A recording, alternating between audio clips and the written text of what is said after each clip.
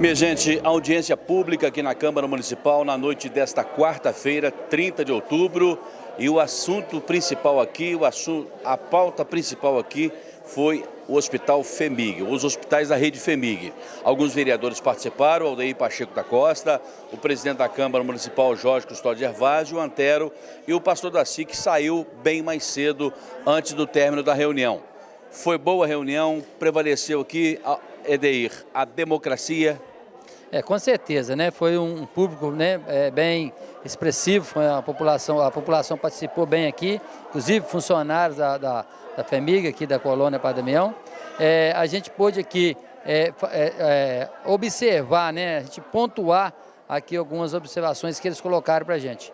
E a gente pôde aqui sair com aquele espírito de fazer com que o que está querendo privatizar, vamos dizer assim, a saúde, isso não aconteça. Então, que depender da gente como vereador, a gente vai trabalhar para que isso não aconteça. Eu acho que sucatear a saúde mais do que ela está, eu acho que isso é um absurdo. Eu disse ontem sobre a educação, sobre fechamento de escolas, mas com saúde, né? Saúde, alguém disse aqui muito bem, que a saúde é um direito de todos, né? E é dever do Estado, e isso parece que está deixando de lado, né? Está sendo colocado de escanteio, isso que consta na nossa Constituição de 88, né, que é direito de todos e um dever do Estado. E isso, pelo visto, né, passando para essa aí, a gente vai ver que é uma forma quase que de ganhar dinheiro, sem preocupar com a qualidade e sem preocupar aí com a saúde da população. Então é lamentável, mais uma vez lamentável, uma atitude deste governo aí, né, eu disse ontem, na área de educação e agora também chegando aí na área da saúde, sendo discutido esse assunto aqui. É lamentável. Aqui o público que esteve presente, que vai saindo aos pouquinhos nesse momento, passando de 9h15 da noite, prevaleceu aqui, o público prevalecendo aqui, principalmente trabalhadores do Hospital FHEMIG. Vereador, deu tempo de fazer uma avaliação dos prós e dos contras dessa mexida que o governo quer fazer, ou só tem contra? Bom, o presidente aqui da ASTENG, aqui, da Associação dos Servidores da FHEMIG, a gente pôde observar, porque ele tem o decreto em mãos e ele explanou para todos nós qual seria a situação tanto dos servidores quanto a situação do usuário. E ele é perito no assunto, né? Exatamente, deu para mostrar para nós claramente ali o que vai trazer para a população, né? Vai trazer para os servidores da área da saúde, mas também, principalmente, na população que necessita desse serviço, né? Quando se tem lá a necessidade de se contratar 3 médicos ou 5 médicos e para redução de custo, que é o que está pensando ali dentro da explanação dele, dentro do que colocou para nós, você ter 5 médicos, se você reduzir para 2, significa que o atendimento à população vai ser de péssima qualidade. Porque um médico, 2 médicos para atender 30 leitos, ou um médico só para atender 30 leitos, vai ser realmente difícil. Então, é sucatear a saúde mais do que está. Prova disso é ver a situação que o Estado né, deve para o município, né, principalmente na área da saúde, coisa que nós, o município, está com os pés e mãos atadas, amarradas, porque não pode trabalhar, porque tem recurso com o governo do Estado. Então, mais com a FHEMIG, essa colocação que a gente está tendo, é que o usuário vai ser prejudicado e também os trabalhadores vão ser prejudicados, com certeza, dentro do decreto que foi aqui, muito bem explanado aqui, para o Sr. Carlos, que é o presidente aí da ASTENG. O governo do estado, ele começa a fazer algumas mexidas, pelo menos chega aqui através de rumores, nada por enquanto oficial, pelo menos eu acredito. Nas escolas, fechamento de escolas, a possibilidade da municipalização de algumas escolas e agora essa questão dos hospitais da rede FHEMIG. Pela sua expressão facial, eu percebi que as mexidas ou a tentativa de mexidas do governador Zema impactou. Foi uma surpresa para o vereador Aldeir Pacheco da Costa? Eu até falei ontem aqui que foi uma surpresa, acho que não só para mim, mas eu acho que para a população que acreditou e confiou, né, de ter uma administração voltada para a classe, aquela que mais necessita, que é a população que necessita do SUS. é uma população que necessita de uma escola pública. Então, quando a gente pensa em administrar e a gente tem que governar para todos, mas tem que primeiro pensar naquele que necessita, aquele que precisa de estar ali, batendo na porta ali para ter uma consulta, aquele que se passou mal naquele momento, que não tem condições de pagar um médico, que não tem condições de pagar por um quarto particular, não tem condições de estar aí, não tem carro para se locomover até o hospital ou até uma unidade básica de saúde. Então, quando se pensa em governar, no meu entendimento, é pensar em governar para todos, mas principalmente pensando nessa população, aquela de baixa renda, aquela que não tem condições. E pelo que a gente está vendo, principalmente partindo de um hospital público, a gente está vendo que vai ser, mais uma vez, massacrado aquele que mais necessita, como as escolas públicas, como a gente está ouvindo falar aí das escolas públicas. Então, é lamentável essa atitude aí do nosso governador. Eu converso agora com a enfermeira Maria Isabel Silva. Onde que vocês veem os prejuízos nessa possibilidade de uma terceirização dos serviços na FHEMIG? Sodré, eu vejo como um retrocesso. Platão já colocava do mito da caverna, aquelas pessoas que acreditavam que só tinha vida ali dentro da caverna. Então eu vejo isso como a gente voltar para a caverna. Esquecer que a saúde ela está muito mais além. Então, implantar um serviço público para uma instituição privada que não tem nenhuma experiência é voltar para a caverna. É sair do mundo ampliado, onde a gente fala de gestão, onde a gente fala de humanização, fala de sistema único de saúde, equidade, todos os princípios que já foram conquistados, é a gente retroceder, entrar dentro de uma caverna como se nada estivesse acontecendo. Resumindo, é somente prejuízo. Tem quanto tempo que vocês tomaram conhecimento desse assunto pela primeira vez? E aí eu engato uma segunda colocação. De lá para cá, deu tempo de vocês fazerem uma reflexão e se inteirar bastante dessa possibilidade de mudança? Aproximadamente há um ano. Assim que praticamente quando o governo Zema assumiu a gestão, começou-se esse assunto de OS dentro da unidade, principalmente por meio da Undina, que é a nossa representante do sindicato, que começou a nos mobilizar em relação à OS. Então, inicialmente, começou assim bem devagar, não vai ter OS, não vai ter OS, e com isso, ela que vai a Belo Horizonte, junto do movimento do sindicato, participando da Assembleia, inteirou do que realmente é a OS dentro do serviço. E a partir disso, ela nos incomodou, porque ela é algo que prejudica tanto os trabalhadores, nossos servidores públicos, como também a comunidade. Como já foi colocado, os usuários somos todos nós. Não é por fato de nós sermos servidores que nós não somos usuários. Nós também somos usuários do serviço de saúde. Então, é uma perda para todos os envolvidos, tanto para nós trabalhadores e quanto para a comunidade que faz uso do serviço de saúde, que é o SUS. Porque nem todo mundo tem condição de pagar um plano de saúde. E o serviço já está tão sucateado, igual você chega no Hospital Santa Isabel, olha que dificuldade, você passa horas na fila. Então, se você colocar esse serviço na mão, mais um serviço na mão da instituição privada, é muito simples a população ver. É um outro Santa Isabel que nós vamos viver, é um outro São Vicente que a gente também consegue perceber, não é novidade para ninguém, a situação financeira do Hospital São Vicente que passa por crise e que tenta se reerguer a todo momento. Então, o serviço público, que é um serviço do Estado, nós não podemos permitir que esse serviço se acabe e passe para uma instituição privada e se tornar mais um serviço sacuteado que a gente vê aí nos nossos dias a dias. Está muito claro. Acho que a população tem que se envolver, temos que ir para a rua, temos que sair da caverna, porque senão o estrago vai ser muito maior. Eu agora vou conversar com o senhor Carlos Augusto Martins dos Passos, presidente da ASTENG. A Maria Isabel citou ali o Platão. Eu vou citar um outro filósofo que diz o seguinte, que se o povo soubesse a força que tem, seria fácil vencer todas as batalhas. Karl Marx disse isso. Só que na prática não é isso que tem acontecido, né? Na prática a gente esperava aqui uma plateia bem mais numerosa na Câmara Municipal, no entanto parece que prevaleceu aqui trabalhadores da FHEMIG apenas, os usuários não vieram, enfim. Mas não é uma luta de Davi contra Golias?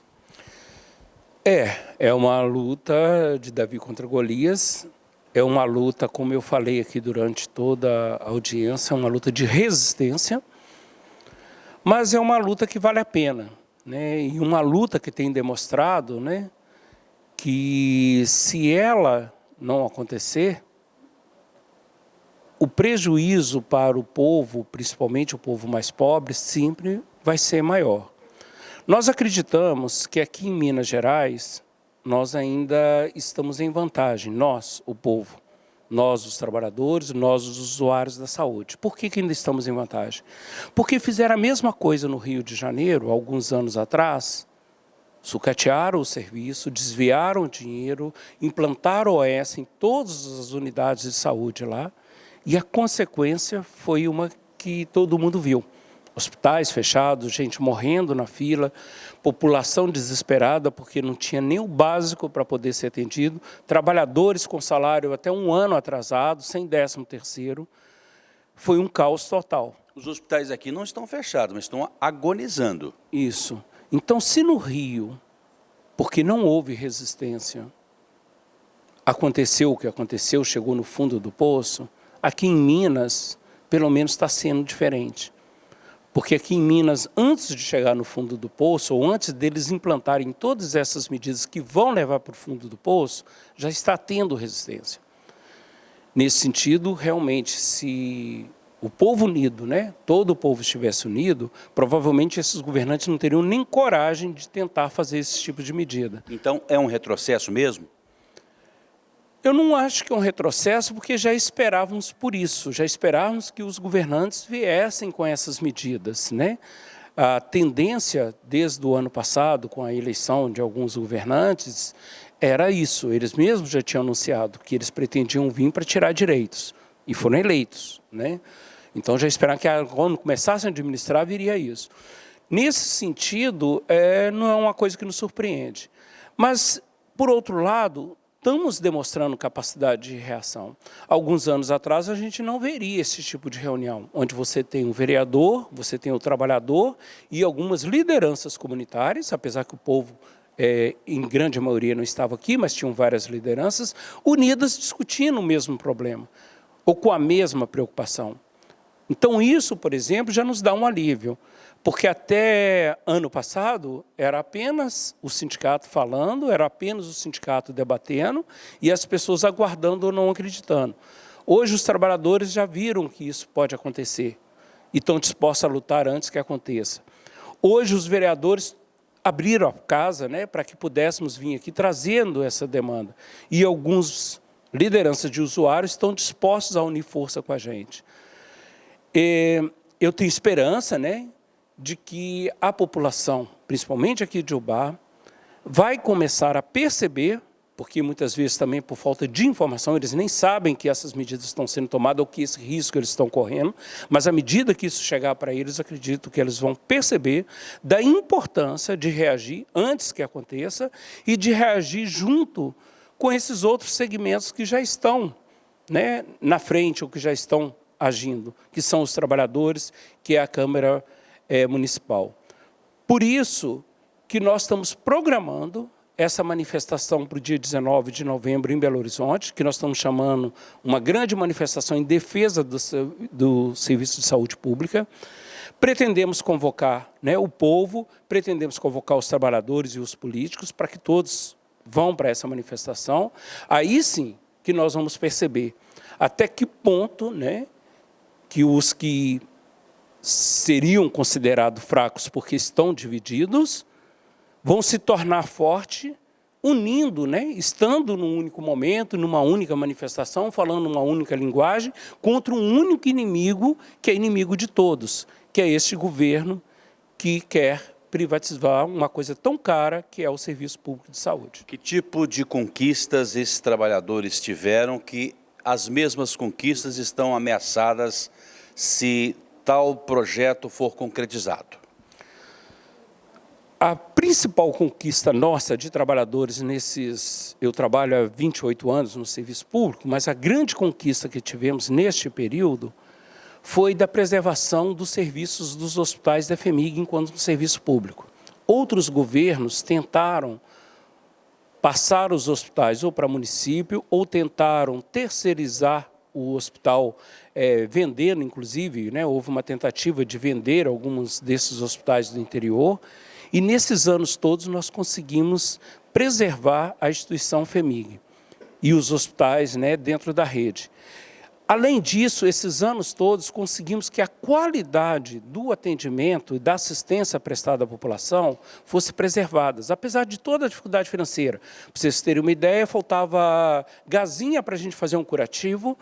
O funcionário tinha a iniciativa de pedir emprestado em uma outra unidade de saúde ou até de criar algum outro material para improvisar, mas sem deixar de atender aquele paciente.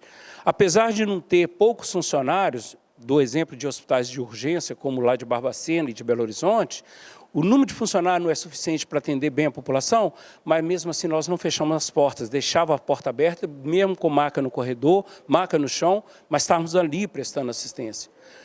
Então isso consideramos, né, que é uma maior conquista, ou seja, nós trabalhadores de serviço público sempre tivemos, né, a preservação de uma assistência com qualidade para o povo. A nível sindical, a nível de direito trabalhista, né, nós estamos já há 5 anos sem aumento de salário.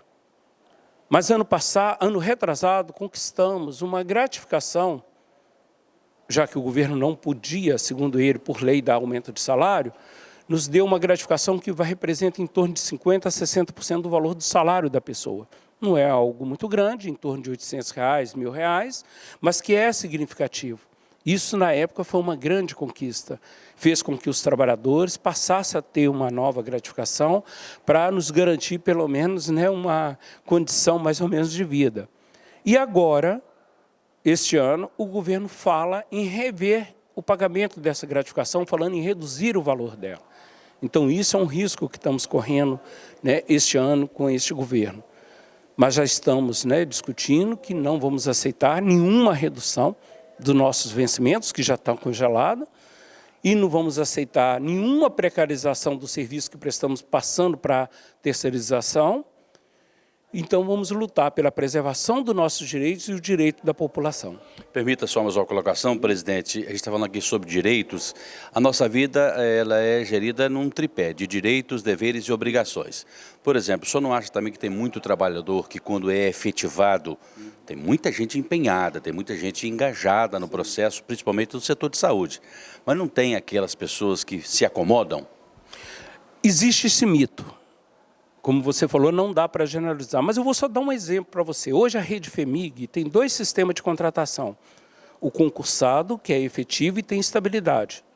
Estabilidade provisória, porque ele pode ser demitido se ele cometer alguma falta grave ou algum procedimento errado, ou até se faltar de serviço ele pode ser demitido, mediante processo administrativo, que é dar o direito de defesa dessa pessoa. Mas concluído que ele fez coisa errada, ele é demitido, como vários já foram. Mas nós temos esse que é estável. E nós temos um sistema de contrato administrativo, que não é concurso público, e a pessoa não tem estabilidade nenhuma. Ele pode ser contratado a hora que a gestão quiser e pode ser demitido quando a gestão achar que deve. Para você ter uma ideia, nos últimos anos fazendo o levantamento, o número de demissões de contrato por questão irregular ou porque não presta bom serviço, esse trem todo, é muito baixo. Então, se você tem um instrumento para demitir e não demitiu, é porque você não viu necessidade. E depois, nós verificamos também, nesse levantamento, que como um contrato, havia muito mais processo de contratação por interesse político ou manutenção de um servidor, mesmo que ele cometesse falha, no caso, manter contrato que cometeram falha, por influência política, do que por uma avaliação administrativa. O que eu quero dizer com isso? Que o problema é de quem está gerindo, quem está na gestão. Se eu tenho um instrumento para demitir um mau funcionário e não demito por influência política, é porque eu estou administrando em função de questão política. Se eu tenho um instrumento que eu possa avaliar um funcionário efetivo, abrir um processo e demiti-lo quando há necessidade, e não faço, é porque eu não tenho fatos para poder fazer o processo. Ao passo que, se não tiver essa estabilidade que garanta o processo administrativo, nós veríamos o que a gente normalmente vê aí fora, né? Ou estamos vendo na Câmara, estamos vendo no Senado, né? Dentro das câmaras, dos gabinetes dos deputados. Nós íamos viver um processo de mudança de funcionário a cada gestão, a cada eleição, para demitir aquele que entrou pelo governo anterior, para colocar do meu governo, colocar do meu partido. Então, o serviço público ia virar, né, um cabide de emprego, como a gente tem visto aí nos gabinetes, quando há denúncias, né, de gabinete de deputado que pode contratar quem quiser. Exatamente para que o nosso trabalho não seja gerido, que não seja administrado por interesse político partidário, principalmente o serviço público direto, que é a assistência à população, é que achamos que é importante, sim, haver o processo de concurso público, como forma de escolha o melhor, aquele que é mais capacitado, e o processo de estabilidade, a estabilidade, como eu disse, é provisória, onde que a pessoa possa ser demitida, sim, mas através de um processo administrativo que comprove a falha ou a irregularidade daquele funcionário. Presidente da ASTENG, Carlos Augusto Martins dos Passos, muito obrigado pela entrevista e uma boa noite para o senhor. Boa noite e eu que agradeço a vocês.